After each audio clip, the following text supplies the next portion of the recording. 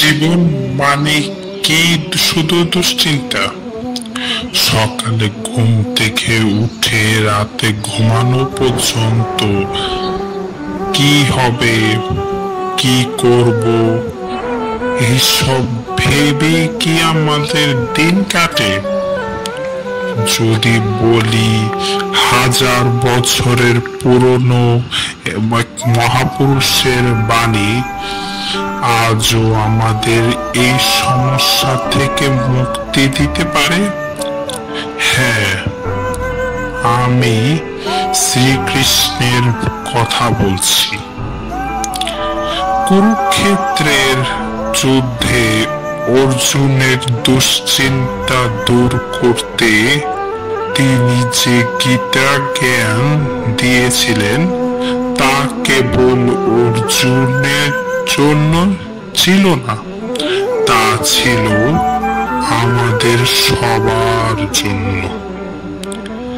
আজ আমরা সেই 10টি মহামূল্যবান উপদেশ নিয়ে কথা বলবো, যা আপনার জীবনের সব দুশ্চিন্তা দূর করে দেবে।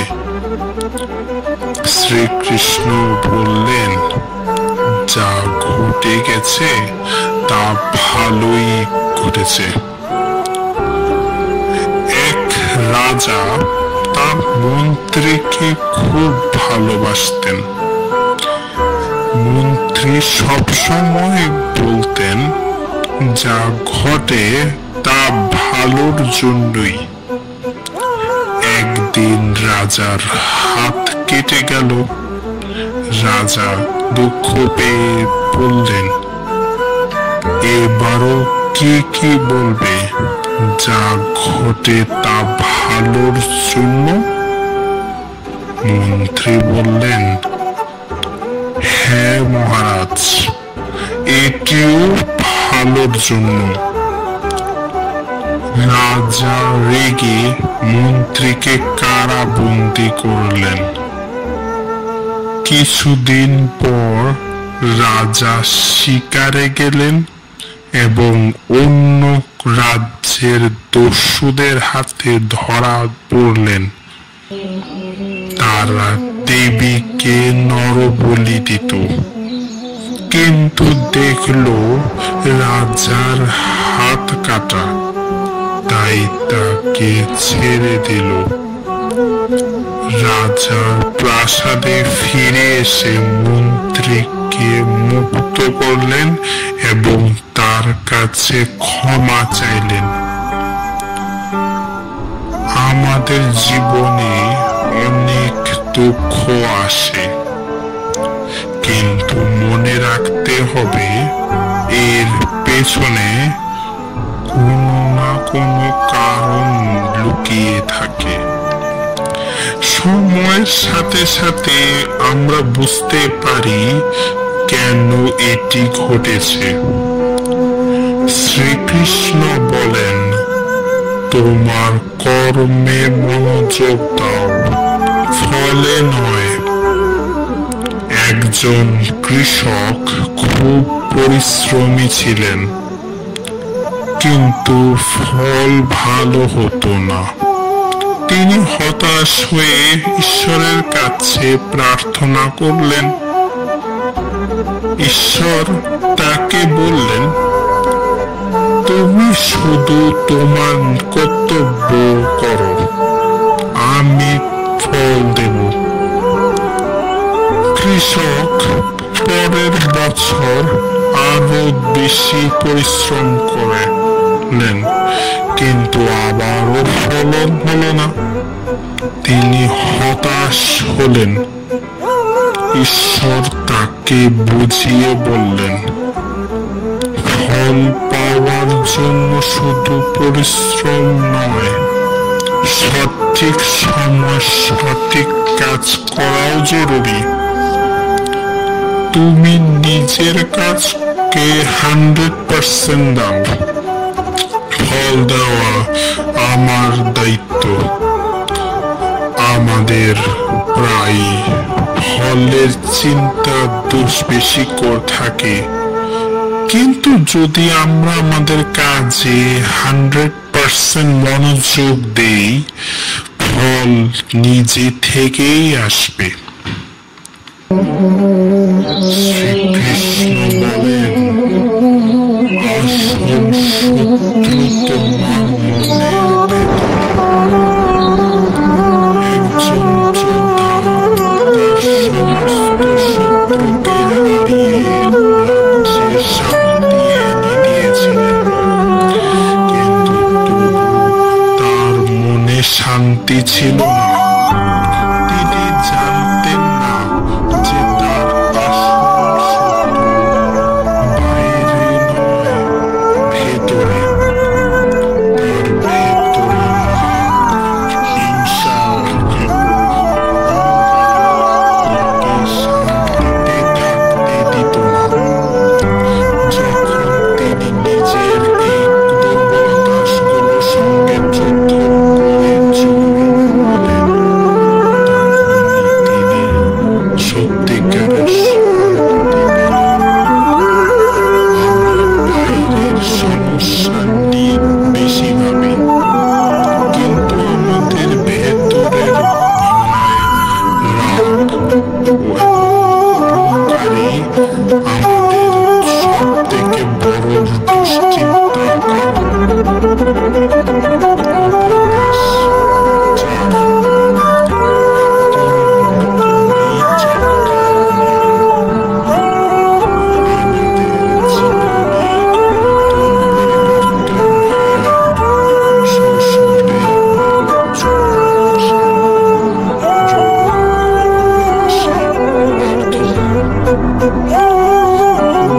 কিছুই চিরস্থায়ী নয়। যেমন একটি মেঘাচ্ছন্ন দিনে সূর্য ওঠে, তেমনি আমাদের জীবনে দুঃখের পর সুখ আসে।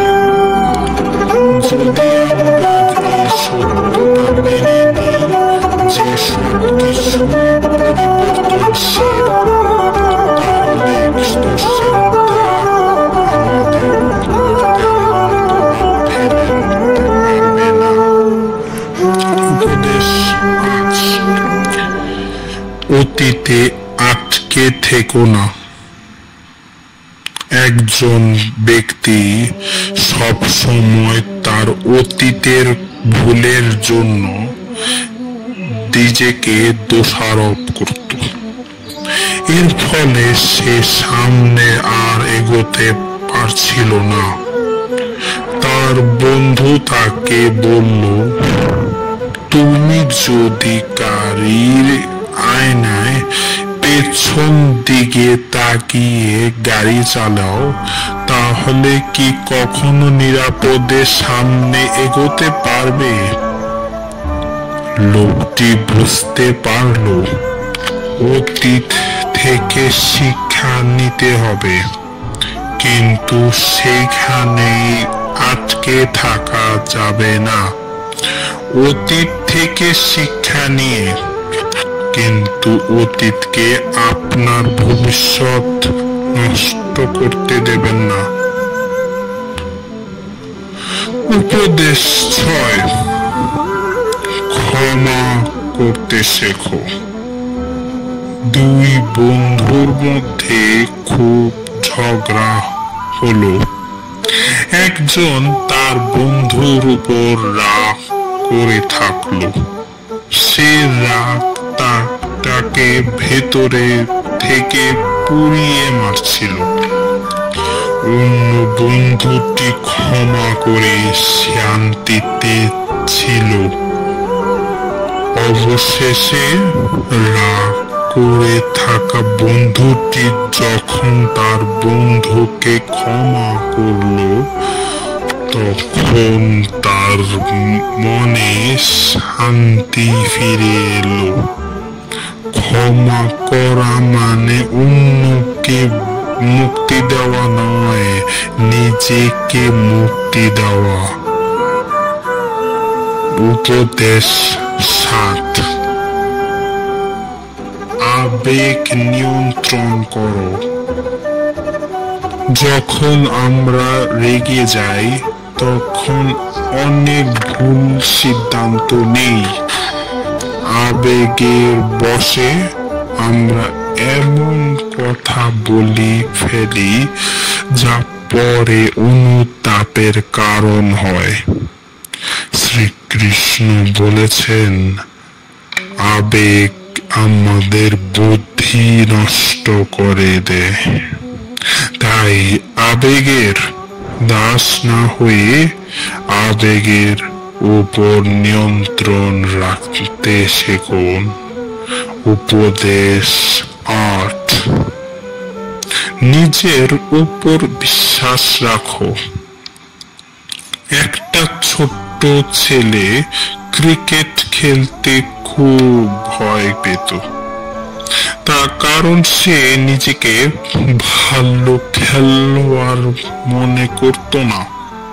তার কোচ তাকে বলেছিলেন, তুমি কেমন খেলোয়াড় তা অন্যরা ঠিক করবে না, তুমি নিজে ঠিক করবে। নিজের উপর বিশ্বাস রাখো। এক সময় সে ভালো খেলোয়াড় হিসেবে পরিচিতি পেল। আত্মবিশ্বাসী সাফল্যের মূল চাবিকাঠি। উপদেশ 9। আশা কখনো হারিও না। অন্ধকার রাতের পর যেমন সূর্য আসে, তেমনি আমাদের জীবনের দুশ্চিন্তার পর সুখ আসবে। আমাদের শুধু অপেক্ষা করতে হবে এবং আশা রাখতে হবে। যত কঠিন সময় আসুক না কেন, আশা কখনো হারিও না। উপদেশ 10। ভালোবাসা ছড়িয়ে দাও। যখন আমরা ভালোবাসা দিই তখন আমরা তা ফেরত পাই। ভালোবাসা আমাদের মনকে শান্ত করে, আমাদের দুশ্চিন্তা কমায় এবং আমাদের জীবনকে আরো সুন্দর করে তোলে। চারপাশে ভালোবাসা ছড়িয়ে দিন, দেখবেন আপনার নিজের জীবনও শান্তিতে ভরে উঠবে।